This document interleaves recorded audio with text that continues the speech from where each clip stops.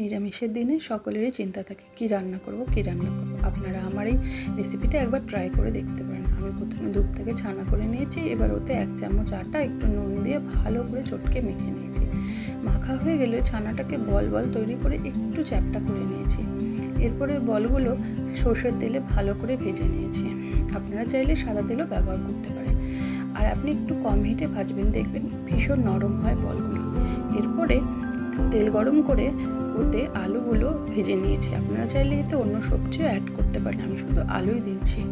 মশলা বানানোর জন্য শুকনো লঙ্কা, জিরে, আদা আর একটু কাজু বাদাম নিয়ে নিয়েছি। ওতে অ্যাড করেছি একটু টমেটো। এরপরে সেই ভাজা তেলগুলোর মধ্যে একটু জিরে, শুকনো লঙ্কা, তেজপাতা দিয়ে ওতে মশলা অ্যাড করে ভাজা আলুগুলো অ্যাড করে দিয়েছি।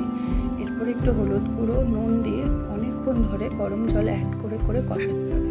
কষানো হয়ে গেলে পরিমাণ মতন জল, চিনি দিয়ে ফুটে গেলে এরপরে ওই ভাজা বড়াগুলো অ্যাড করে দিতে হবে। ওপর থেকে দিয়ে দিতে হবে কাঁচা লঙ্কা। ব্যাস রেডি। এরপরে গরম মশলা আর ঘি যোগ করে নামিয়ে নিতে হবে। ভীষণ ভালো হয় খেতে।